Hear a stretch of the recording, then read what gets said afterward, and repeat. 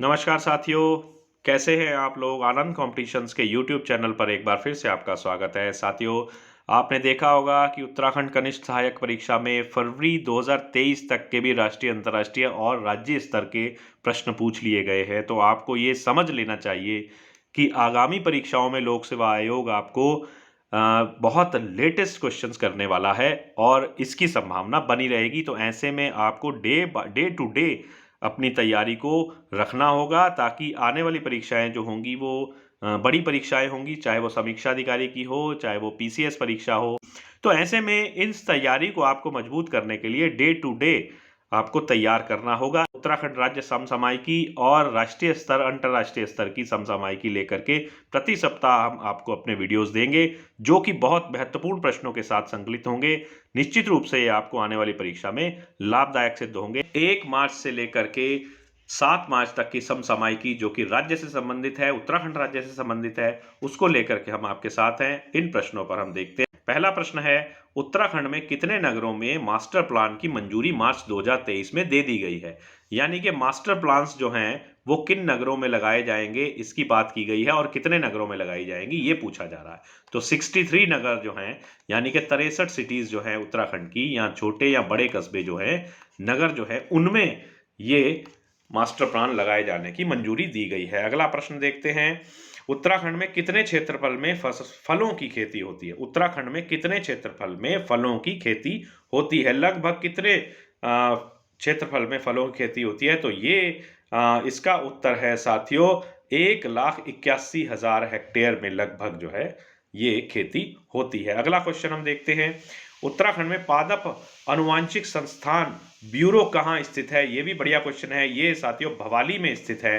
अगला क्वेश्चन हम देखते हैं, उत्तराखंड के किस नगर में G20 देशों के वैज्ञानिक बैठक का आयोजन किया जा रहा है? आपको सभी को मालूम होगा और अखबारों में भी इसका बहुत ज्यादा चर्चा हो रहा है कि G20 बैठक यहाँ होने वाली है और ये कुमाऊं के रामनगर क्षेत्र में, रामनगर नगर में होने वाली है। अगला क्वेश्चन, उत्तराखंड में G20 की राउंड टेबल कॉन्फ्रेंस, जो कि पिछले प्रश्न में हम जिक्र कर रहे थे, उसका आयोजन किस तिथि को किया जा रहा है? तो ये प्रश्न भी बहुत अच्छा है। ये प्रश्न भी आएगा किसी ना किसी पेपर में, तो आप ध्यान रखिएगा 28 मार्च से 30 मार्च के मध्य ये आयोजित होने वाला है। अगला क्वेश्चन है, उत्तराखंड के ऋषिकेश में अंतर्राष्ट्रीय योग महोत्सव का आयोजन किया जा रहा है, किस तिथि में किया जा रहा है?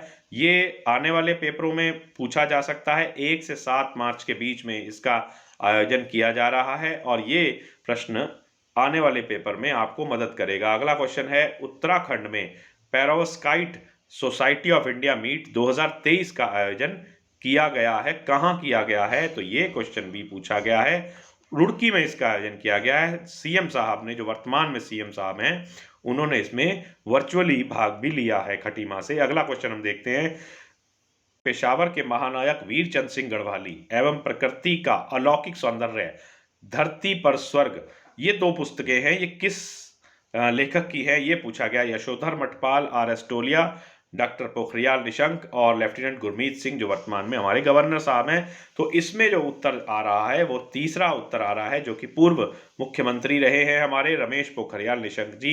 ये पुस्तकें उनकी द्वारा लिखी गई हैं। अगला क्वेश्चन, उत्तराखंड शैलेश मटियानी राज्य शैक्षिक पुरस्कार 2022 कितने शिक्षकों को दिया गया है?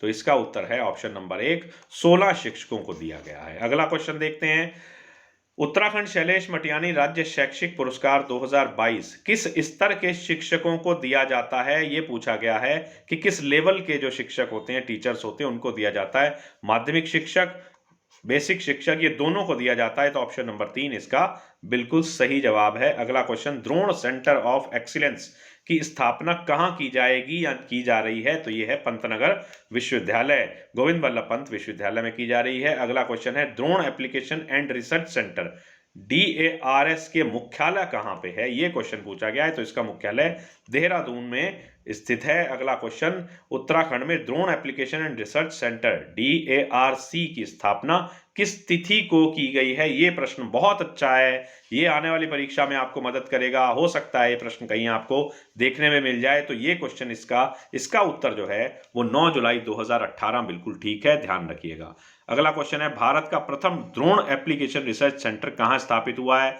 उसी के कंसर्न में ये क्वेश्चन किया गया है, लगातार उसी के प्रश्न बनाए गए हैं, तो ये आंसर है इसका देहरादून। अगला प्रश्न, उत्तराखंड में किस आयोग के अध्यक्ष व सदस्यों की सेवानिवृत्ति की आयु में कमी की गई है? साथियों, पिछले दिनों में ये एक तय हुआ है कि एक आयोग है उत्तराखंड का, उसके अध्यक्ष व सदस्यों के जो कार्यकाल है उसको कम किया गया है। तो ये आयोग है सेवा का अधिकार, राइट टू सर्व। उत्तराखंड सेवा का अधिकार आयोग के आयुक्तों का कार्यकाल कितना कर दिया गया है? ये प्रश्न भी बहुत इंपॉर्टेंट है। इसके संबंध में जितने भी प्रश्न बन रहे हैं ये बहुत अच्छे हैं, और इसका कार्यकाल 5 वर्ष से घटा करके 3 वर्ष कर दिया गया, पूर्व में 5 वर्ष था। तो ये क्वेश्चन भी ध्यान रखना है। अगला क्वेश्चन है, उत्तराखंड के प्रथम चरण में कितने चार्जिंग स्टेशनों की मेगा नेटवर्क तैयार किया जा रहा है? तो मेगा नेटवर्क, इस क्वेश्चन का मतलब ये है कि उत्तराखंड में जो इलेक्ट्रिक वाहन हैं उनमें चार्जिंग स्टेशंस बनाए जाएं। तो ये 150 नंबर में अभी तक ये तय हुआ है कि 150 चार्जिंग स्टेशन जो मेगा नेटवर्क बनेगा वो इनका बनेगा। अगला क्वेश्चन है, नई राष्ट्रीय शिक्षा नीति के अंतर्गत उत्तराखंड में कितनी बाल वाटिकाओं की स्थापना की गई है? बहुत अच्छा क्वेश्चन है, बहुत अच्छा क्वेश्चन है, और इसका उत्तर है 4700। 4700 बाल वाटिकाओं की स्थापना की गई है उत्तराखंड में। अगला क्वेश्चन देखते हैं, उत्तराखंड में महिला नीति तैयार किया जाना प्रस्तावित है। ये भी बहुत अच्छा क्वेश्चन बन रहा है, क्योंकि उत्तराखंड में महिला नीति तैयार की जा रही है, प्रस्तावित है, इसको बनाया जाएगा और इसको लागू भी किया जाएगा। अगर ऐसा होता है और होगा भी, और तब उत्तराखंड देश का कौन सा राज्य होगा? तो ये होगा प्रथम राज्य। उत्तराखंड पहला राज्य होगा जो कि महिला नीति तैयार करेगा देश का। अगला क्वेश्चन, थारू जनजातीय अंतर्राष्ट्रीय महोत्सव 2023 का आयोजन किया गया है, कहाँ किया गया है? स्थान पूछा गया है, खटीमा में किया गया है साथियों। इसमें मुख्यमंत्री जी ने प्रतिभाग भी किया था। आदिवासी पुरुष बिरसा मुंडा की जयंती को किस रूप में मनाए जाने की घोषणा प्रधानमंत्री जी द्वारा की गई है? बहुत बढ़िया क्वेश्चन है, किसी भी स्तर पर यह प्रश्न आपको मदद करेगा। तो ये उत्तर है इसका गौरव दिवस के रूप में। बिरसा मुंडा की जयंती गौरव दिवस के रूप में मनाई जाती है। अगला क्वेश्चन है, उत्तराखंड में वर्ष 2023 जनवरी तक वन पंचायतों की संख्या कितनी है? यह भी बहुत अच्छा क्वेश्चन है, क्योंकि वन पंचायतों की संख्या जो अभी तक हमने पढ़ी है वो पुराना डाटा था। वर्तमान में जो कि 2023 जनवरी तक की बात की जा रही है, तो इसमें जो आपको उत्तर मिलेगा वो 11,336 मिलेगा।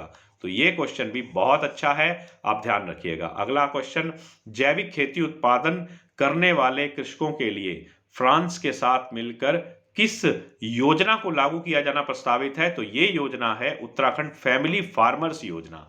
बढ़िया क्वेश्चन ये भी। अगला क्वेश्चन देखते हैं, जन औषधि के प्रति जागरूकता के लिए किस तिथि को जन औषधि दिवस मनाया जाता है? तो ये उत्तर इसका है 7 मार्च को। साथियों, बहुत अच्छा क्वेश्चन है, ये आपको सामान्य ज्ञान के या सामान्य अध्ययन के किसी भी विषय में आपको मदद करेगा। अगला क्वेश्चन देखते हैं, 2023 के प्रारंभ में कॉर्बेट नेशनल पार्क में हाथियों की संख्या लगभग कितनी है? तो 1200 हाथी के लगभग यहाँ पर हैं। हाथियों की संख्या उत्तराखंड के कॉर्बेट नेशनल पार्क में 1200 के आसपास है। अगला क्वेश्चन देखते हैं, विगत दिनों भूधसाव के कारण उत्तराखंड का कौन सा नगर चर्चा में रहा है? तो ये बहुत जबरदस्त चर्चा रही इसकी, और इसका उत्तर है जोशीमठ। यहाँ पर ये एक तरह से आपदा की स्थिति बनी है और बेहद नुकसान भी हुआ है, तो जोशीमठ इसके लिए चर्चा में रहा। कितने गांवों से राजस्व पुलिस व्यवस्था को समाप्त कर दिया गया है? ये भी बहुत ही अच्छा क्वेश्चन है। 1444 राजस्व पुलिस के संबंध में ये प्रश्न आपको आएंगे। मैं आपको थोड़ा सा अलर्ट कर देना चाहता हूं कि राजस्व पुलिस व्यवस्था समाप्त कर दी गई है उत्तराखंड से, और इस संबंध में जितने भी प्रश्न बन रहे हैं वो हम आपको लेकर के आपके लिए लाए हैं, तो इनको आप बड़े ध्यान से आप करिएगा। अगला क्वेश्चन हम देखते हैं, उत्तराखंड के किन जिलों में जनवरी 2023 को राजस्व पुलिस व्यवस्था समाप्त कर दी गई है? तो साथियों, ये 9 जिले हैं जिनमें राजस्व पुलिस व्यवस्था को समाप्त किया गया है, 9 जिलों में। अगला क्वेश्चन देखते हैं, उत्तराखंड के किन जिलों में जनवरी 2023 को राजस्व पुलिस व्यवस्था समाप्त कर दी गई है? नाम पूछे जा रहे हैं, तो जनपदों के नाम दिए हैं, इनमें देखना होगा कि हमें किन जिलों में राजस्व पुलिस व्यवस्था समाप्त की गई है। देहरादून, चमोली, चंपावत, उत्तरकाशी, पिथौरागढ़, पौड़ी, अल्मोड़ा, नैनीताल और टिहरी। हमने पिछले क्वेश्चन में देखा था कि 9 जिले हैं, तो 9 के 9 पहाड़ी जिले हैं, और यहीं पर राजस्व पुलिस व्यवस्था को समाप्त किया गया है। तो ये प्रश्न बहुत अच्छा बन रहा है। अगला क्वेश्चन देखते हैं, उत्तराखंड का नियमित पुलिस व्यवस्था वाला प्रथम जिला कौन सा है? बहुत ही अच्छा क्वेश्चन है। ये क्वेश्चन जो है राजस्व पुलिस से लगातार आ रहे हैं। तो राजस्व पुलिस व्यवस्था समाप्त कर दी गई है। तो ऐसी व्यवस्था और राजस्व पुलिस व्यवस्था को समाप्त किया गया और राजस्व पुलिस व्यवस्था समाप्त करने के बाद जो है नियमित पुलिस व्यवस्था चालू की गई और ये नियमित पुलिस व्यवस्था लगाने वाला चंपावत पहला जिला बना है। राजेंद्र रावल जो कि नेपाल के पश्चिमी प्रांत के मुख्यमंत्री बनाए गए हैं, उनका संबंध उत्तराखंड के किस जनपद से है? बहुत ही अच्छा क्वेश्चन ये भी बन रहा है। उत्तराखंड के पिथौरागढ़ जनपद से उन्होंने शिक्षा हासिल की है। तो इस तरह से ये क्वेश्चन भी बहुत अच्छा है और इनका संबंध जो है राजेंद्र रावल का वो पिथौरागढ़ से है। तो साथियों ये प्रश्न है जो एक सप्ताह में आपके लिए हमने तैयार किए हैं, उत्तराखंड राज्य से संबंधित हैं।